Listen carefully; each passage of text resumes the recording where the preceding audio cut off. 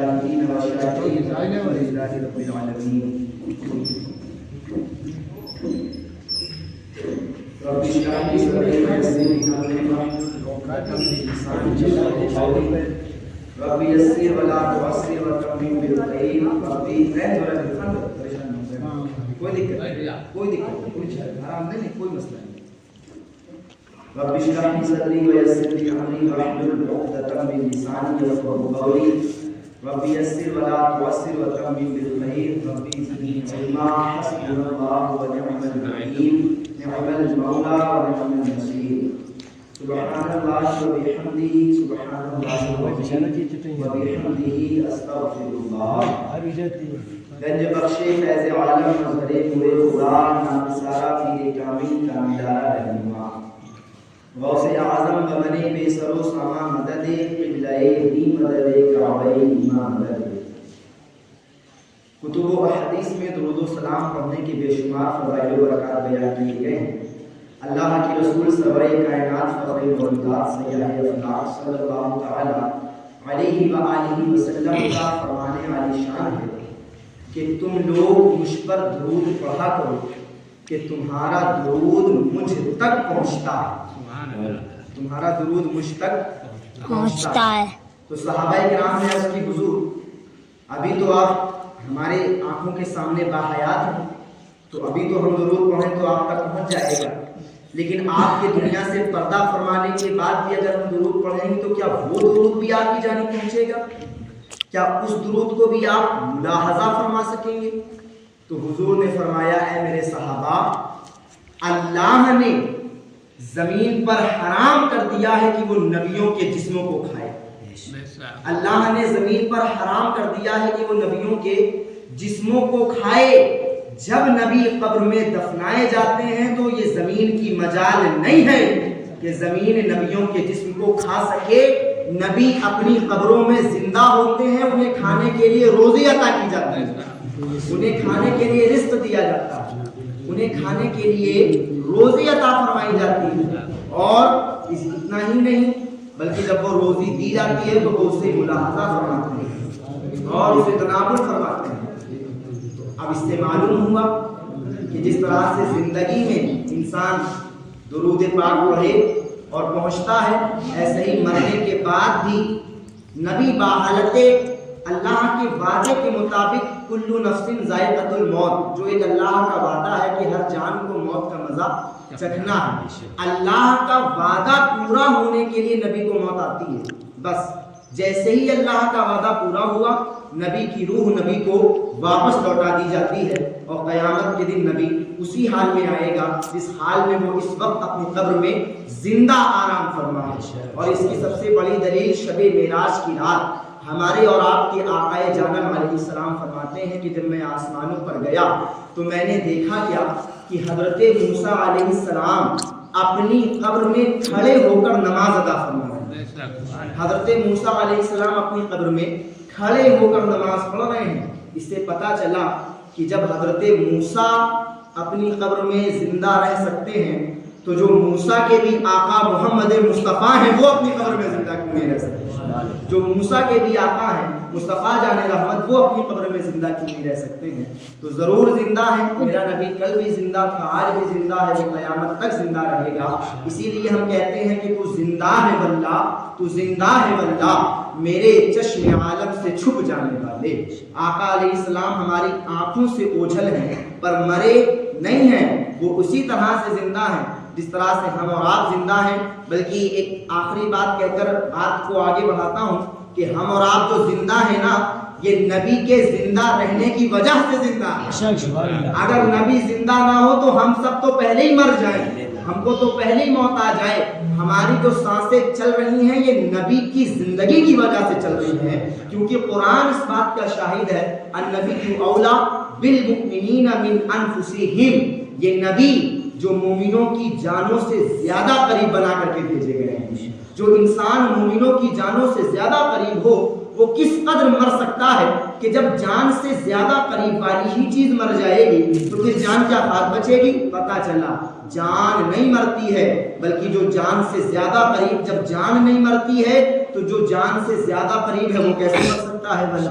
جب جان کو موت نہیں آتی ہے تو جان سے زیادہ جو قریب ہے وہ ہرگز نہیں مر سکتا ہے۔ بس یہ یاد رکھیے کہ اللہ نے جو وعدہ کیا ہے کہ ہر جاندار کو موت کا مزہ چکھنا ہے، تو چونکہ نبی بھی جاندار ہے تو اللہ کا وعدہ پورا کرنے کے لیے جناب اسرائیل ایک آن کے لیے نبی کی روح نکالتے ہیں، اور پھر جیسے ہی اللہ کا وعدہ پورا ہوتا ہے حکم الہی سے دوبارہ روح جسم میں منتقل فرما دیتے ہیں اور دنیا کو بتا دیتے ہیں کہ دیکھو تمہارے اور نبی کے مرنے میں یہ فرق ہے کہ جب تم مرتے ہو تو تم مر جاتے ہو، اور جب نبی مرتا ہے تو نبی مرتا نہیں ہے، نبی کو ایک نئی زندگی دے دی جاتی ہے، نبی پھر سے زندہ ہو جاتا ہے۔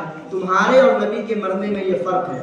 تو اب آپ لوگ ماشاءاللہ سمجھدار ہیں، کچھ لوگ کہتے ہیں کہ نبی ہماری طرح ہے، تو جب نبی مرنے میں ہماری طرح نہیں ہے تو زندہ رہنے میں ہماری طرح کیسے ہو سکتے ہیں؟ جب نبی موت میں ہماری طرح نہیں ہو سکتے ہیں تو بھلا زندگی میں بھی ہماری طرح ہرگز نہیں ہو سکتے ہیں۔ تو اسی لیے ہمیں اور آپ کو چاہیے کہ بلا جھجک بلا کراہت کے نبی پر درود و سلام پڑھیں، اور اس عقیدے سے پڑھیں کہ ہم یہاں سے پڑھیں وہ مدینے سنیں، مصطفیٰ کی سماعت پہ لاکھوں سلام۔ اس عقیدے سے جب آپ درود پڑھیں گے، اس عقیدے سے نہ پڑھو کہ پڑھ تو رہے ہیں پتہ نہیں نبی سن رہے ہیں یا نہیں۔ کچھ سنی لوگوں کا عقیدہ یہاں بھی کمزور ہو جاتا ہے، کچھ لوگ مل جاتے ہیں نا سنیوں کو، بیچارے سنی بھولے بھالے پڑھے لکھے تو ہوتے نہیں ہیں، اور دوسری جماعت کا کوئی بندہ مل گیا اس نے سمجھا دیا، کان بھر دیے، ابے تم درود پڑھتے ہو سلام پڑھتے ہو، نبی سنی نہیں پاتے، نبی تو مر گئے۔ اچھا نبی مر گئے، ارے پھر تو کوئی فائدہ ہی نہیں سلام پڑھنے کا۔ تم کتنا جانتے ہو کہ نبی مر گئے ہیں؟ تمہارا باپ اگر مر جائے تو تمہارے باپ کی مٹی کے سامنے کوئی آدمی تمہارے سامنے یہ نہیں کہہ سکتا ہے کہ اس کا باپ مر گیا، تم اس کی زبان باہر نکال لو گے اور کہو گے ابے زبان سنبھال کے بات کرنا، میرا باپ مرا نہیں ہے۔ تو آپ کے لیے تم ایک عام جملہ برداشت نہ کر سکے، اور جب نبی کی بات آتی ہے تو تم کانوں کانوں جملہ سنتے ہو کہ ہاں ہاں نبی مر کر کے مٹی میں مل گئے ہیں۔ ہمارا یہ عقیدہ ہرگز نہیں ہے، بلکہ ہم تو اس عقیدے کے ماننے والے ہیں کہ اللہ تعالی خود بخود زندہ ہے، اور اللہ کے نبی اللہ کے زندہ کرنے سے زندہ ہے۔ اللہ تعالیٰ اپنے آپ زندہ ہے، اور اللہ کے نبی اپنے آپ زندہ نہیں ہے، بلکہ اللہ کے زندہ رکھنے سے زندہ ہے، اللہ کے زندہ کرنے سے زندہ ہے۔ تو بلا کراہت نبی پر درود و سلام پڑھو، اور اس عقیدے سے پڑھو کہ نبی ہم جو درود پڑھ رہے ہیں ہمارا درود نبی سن بھی رہے ہیں، اور نبی ہمارے درود کا جواب بھی دے رہے ہیں۔ جب بندہ درود پڑھتا ہے تو ثواب دیا جاتا ہے، اور جب نبی کی بارگاہ میں سلام پڑھتا ہے تو جواب دیا جاتا ہے۔ تو درود بھی پڑھو، سلام بھی پڑھو، حمد بھی پڑھو، نعت بھی پڑھو، منقبت بھی پڑھو، جو بن پڑے اپنی زندگی میں نبی کے لیے سب کچھ کرنا شروع کرو، انشاءاللہ چاروں طرف سے رحمت کی گھٹا چھا جائے گی۔ تو آئیے وہ سننے اور سنانے سے قبل سرکاری نامدار مدینے کے تاجدار دو عالم کے مالک و مختار، کالی کالی کملی میں چھپانے والے آقا، لمبے لمبے ہاتھوں سے بھیک دینے والے آقا، شفاعت دلانے والے آقا، مغفرت کرانے والے آقا، جنت میں ساتھ لے جانے والے آقا، جہنم سے باہر نکلوانے والے آقا، جناب احمد مجتبی محمد مصطفیٰ صلی اللہ تعالی علیہ وآلہ وسلم کی پیاری پیاری بارگاہ پناہ میں ایک بار پورا مجمع بڑے ہی ادب و احترام کے ساتھ بارگاہ رسالت میں درود پاک کا ہدیہ پیش کریں، اور پڑھیں بآواز بلند اللہم صلی علی سیدنا مولانا محمد معدن الجود والکرم وآلہ الکرام وابنہ کریم وبارک وسلم صلاۃ و سلام علیک یا رسول اللہ صلی اللہ تعالی علیہ وسلم۔ اب پچھلے جمعے کو آپ لوگوں نے سنا کہ یہودیوں نے جب حضور اکرم علیہ السلام تشریف لائے تو یہودیوں کو ڈر ہوا کہ اگر سارے یہودی ایمان لے آئے تو ہمارا نذرانہ بند ہو جائے، کم تو چھوڑیے بند ہی ہو جائے۔ ایک تو ہوتا ہے کم ہونا، اور ایک ہوتا ہے سرے سے کٹ بالکل ختم۔ تو یہودیوں کے علماء کو یہ ڈر ہوا، علماء یہود کو یہ ڈر ہوا کہ اگر محمد عربی علیہ السلام پر سب ایمان لے آئے تو ہمارا نذرانہ تو بالکل بند ہو جائے گا، ہمیں تو کوئی پوچھنے والا نہیں ہوگا۔ اب اس کے آگے اللہ تعالیٰ فرما رہا ہے فَوَيْلٌ لِّلَّذِينَ يَكْتُبُونَ الْكِتَابَ بِأَيْدِيهِمْ، خرابی ہے ان کے لیے، ان لوگوں کے لیے خرابی ہے۔ کن کے لیے؟ یکتبون الکتاب بأیدیہم، جو اپنے ہاتھ سے کتاب لکھ رہے ہیں، جو اپنے ہاتھ سے کتاب لکھ رہے ہیں۔ اللہ کی آیت کو مٹا دیا اور اسی جگہ پر اپنی من گھڑت بات لکھ دی.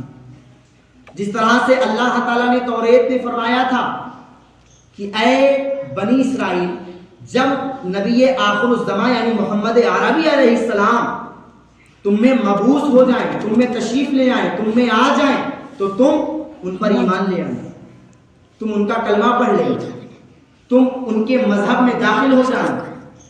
ایک ان کا نذرانہ بندھ چکا تھا، وہ اپنے لوگوں کو تورات کی باتیں بتاتے، ان کو نذرانہ ملتا. اب ان کا ایک نذرانہ بندھا ہوا تھا. اب انہوں نے سوچا کہ اگر ہم نے محمد عربی علیہ السلام کے بارے میں انہیں بتا دیا تو یہ جتنے بیٹھے ہیں یہ سارے کے سارے مدینہ چلے جائیں گے، یہ سارے کے سارے ان کا سارا رخ حضور کی طرف ہو جائے گا، ہمیں کوئی پوچھنے والا نہیں رہے گا، نذرانہ ہمارا بند ہوگا، خیریت ہماری کوئی نہیں پوچھے گا، جوڑا ہمارا اچھا نہیں رہے گا، جبہ ہمارے تن پہ نہیں رہے گا، امامہ ہمارے تن پہ نہیں رہے گا، عصا ہمارے پاس نہیں رہے گا، سارے لوگ محمد عربی کے غلام ہو جائیں گے. لیکن یہ ان کی غلط سوچ تھی، اور سوچ غلط اس لیے تھی کیونکہ خدا جب دین لیتا ہے تو عقلیں چھین لیتا ہے. ان سے اللہ نے دین لے لیا تو ان کی عقل بھی چھین لی، اور ایسی عقل چھینی انہیں یہ لگتا ہے کہ ان کا خرچہ چلانے والے ان کے لوگ ہیں.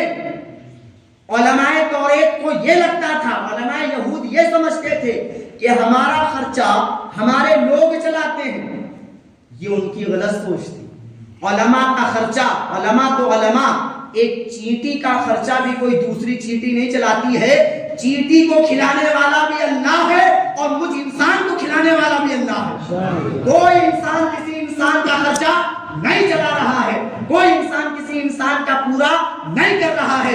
جو انسان کو مل رہا ہے اللہ کی طرف سے مل رہا ہے، جو انسان پا رہا ہے اللہ کی جانب سے پا رہا ہے. یہ کون سی بات ہوئی کہ ہم نے فلاں کے ساتھ یہ کر دیا، ہم نے فلاں کو اتنا دے دیا، ہم نے فلاں کے ساتھ کسی دور میں اتنا کیا تھا. بھائی کس دور میں کیا تھا آپ نے اور کتنا کیا تھا آپ نے؟ کیا آپ نے خود کیا تھا یا اللہ نے آپ کی ڈیوٹی لگائی تھی ایسا کرنے کے لیے؟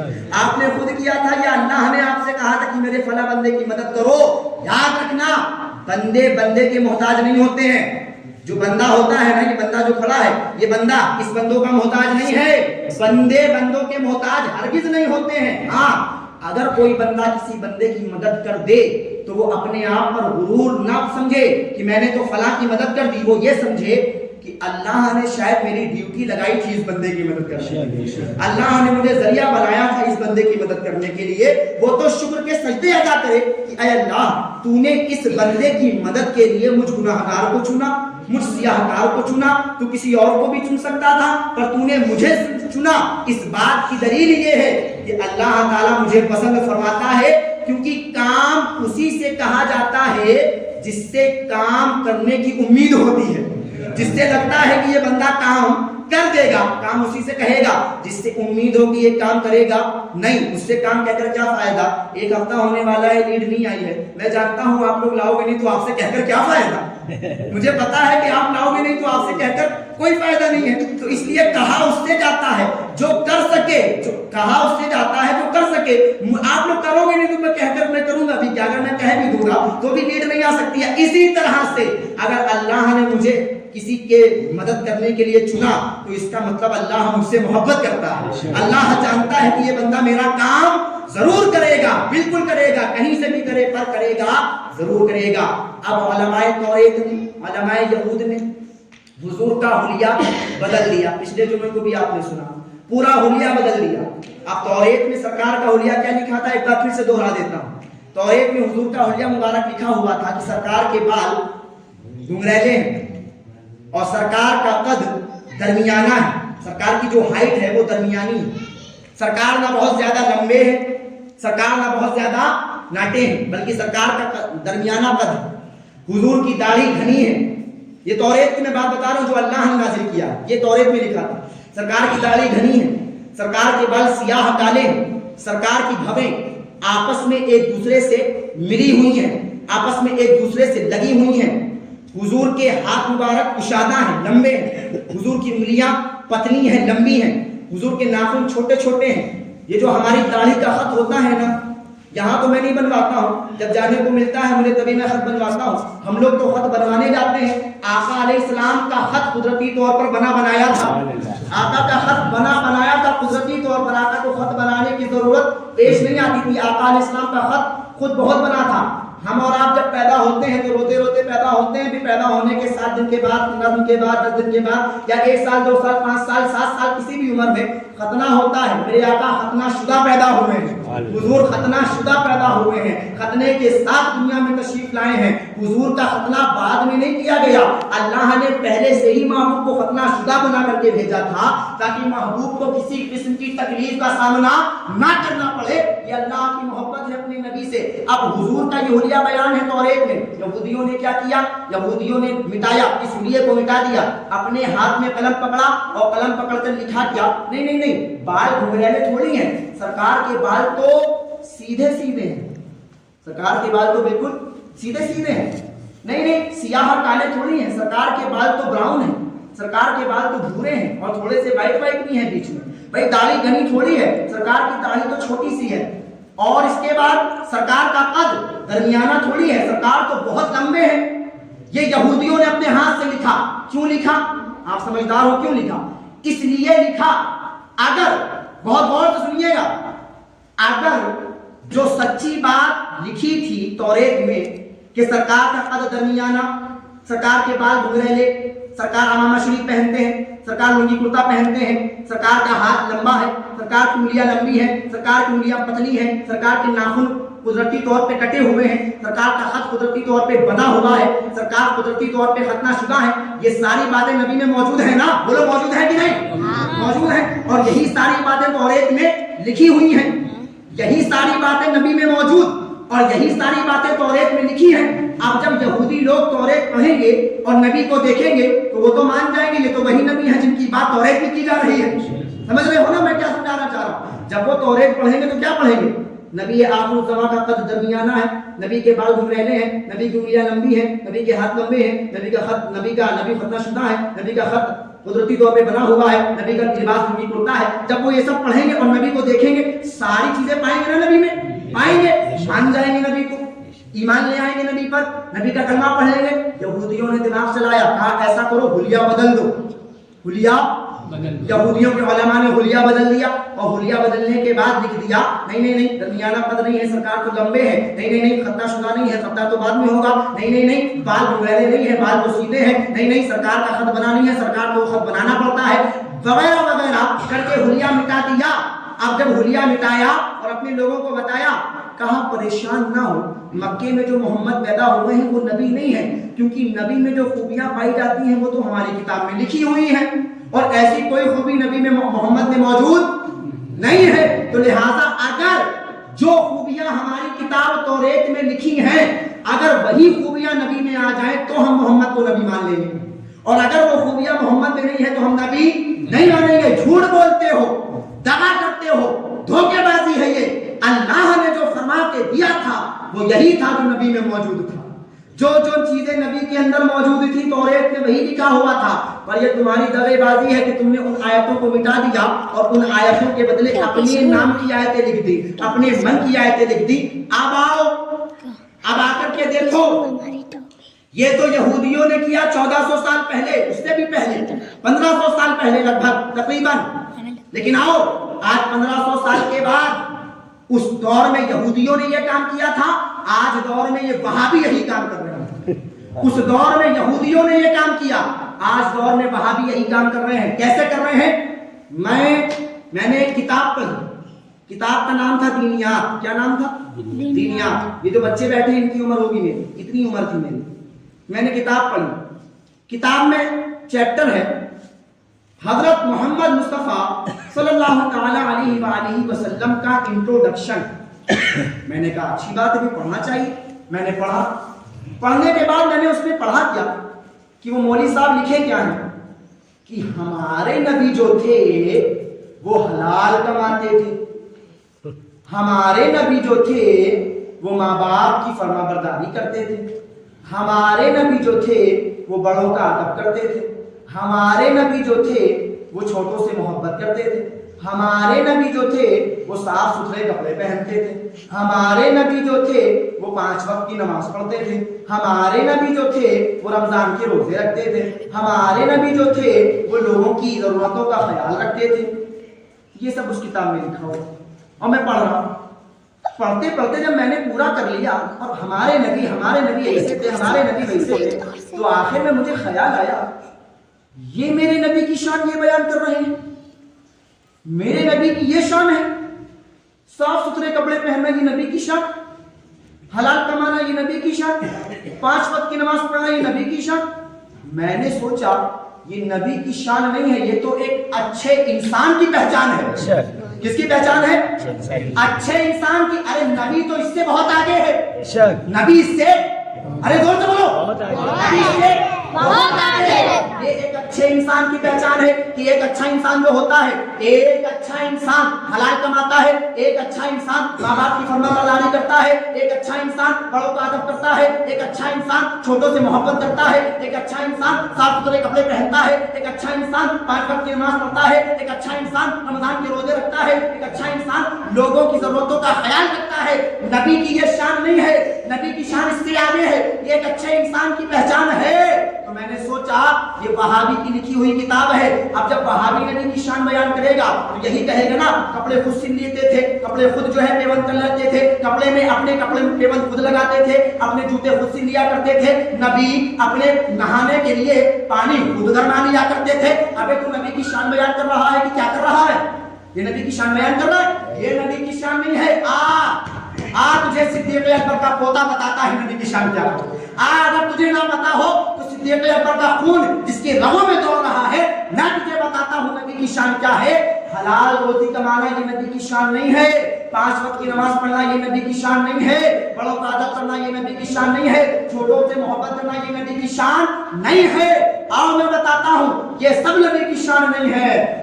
چاند کے 2 ٹکڑے کر دینا یہ میرے نبی کی شان ہے، چاند کے 2 ٹکڑے کر دینا یہ میرے نبی کی شان ہے، ڈوبے ہوئے سورج کو پورب سے نہیں پچھم سے لوٹا دینا یہ میرے نبی کی شان ہے، ڈوبے ہوئے سورج کو پورب سے نہ نکال کے پچھم سے نکال دینا یہ میرے نبی کی شان ہے، بند مٹھی میں کنکری کو کلمہ پڑھوا دینا یہ میرے نبی کی شان ہے۔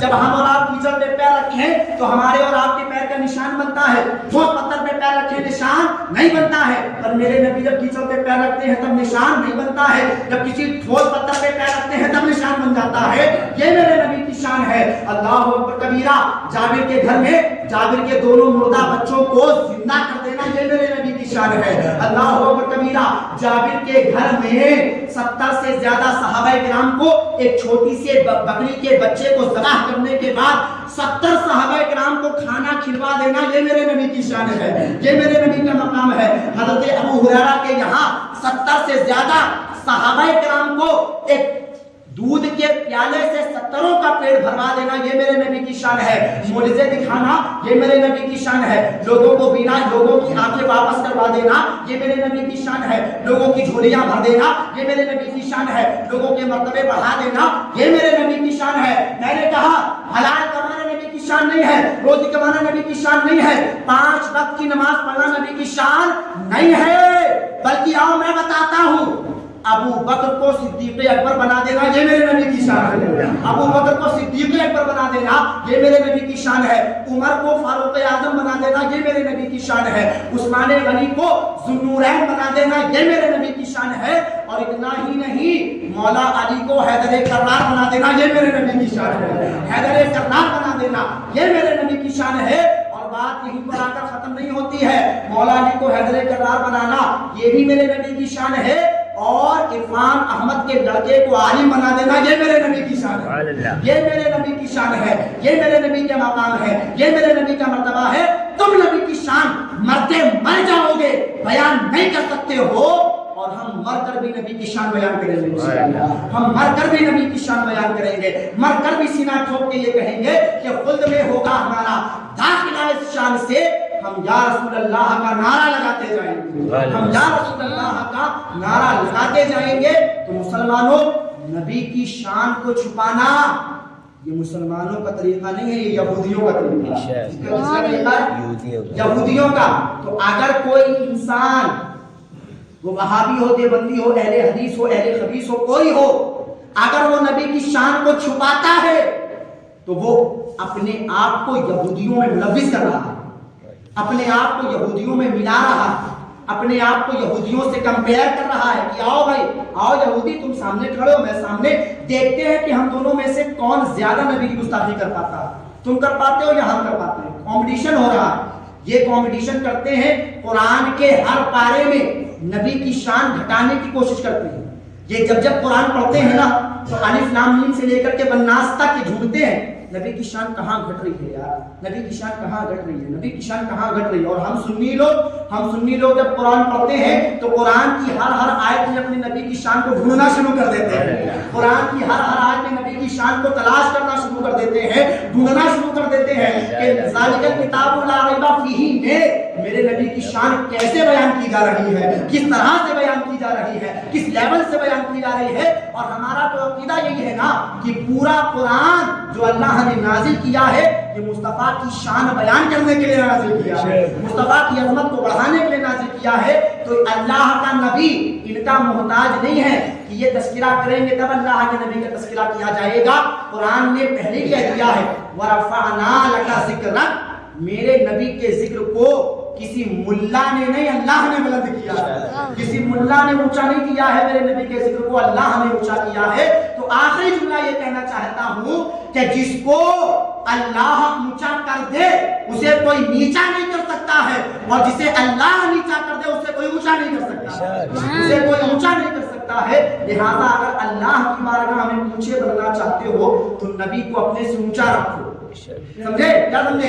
اگر اللہ کی بارگاہ میں تم اونچا بننا چاہتے ہو تو نبی کو اپنے سے اونچا رکھو اور تم نبی کے نیچے رہو۔ اگر تم یہ سوچو گے کہ نبی ہمارے برابر میں آ کے کھڑے ہو جائیں، ابھی تو برابر میں تو تمہارا امام تمہارے نہیں کھڑا ہوتا ہے تو نبی کیسے کھڑا ہو سکتا ہے؟ تمہارا مسجد کا امام تمہارے برابر میں جب نہیں کھڑا ہو سکتا ہے تو تمہارا نبی تمہارے برابر میں کیسے کھڑا ہو سکتا ہے؟ تو بس عقیدہ یہی رکھنا ہے جو عقیدہ ہمارے بزرگوں نے ہمیں دیا کہ کیا کہ حضور کی شان تو ہم نے جو سنی ہے وہ سنی ہے، باقی آخر قیامت میں پتا چلے گا کہ میرے نبی کی شان کا عالم کیا ہے۔ عرش حق ہے مسند رفعت رسول اللہ کی، اور دیکھنی ہے حشر میں عزت رسول اللہ کی، دیکھنی ہے حشر میں عزت رسول اللہ کی۔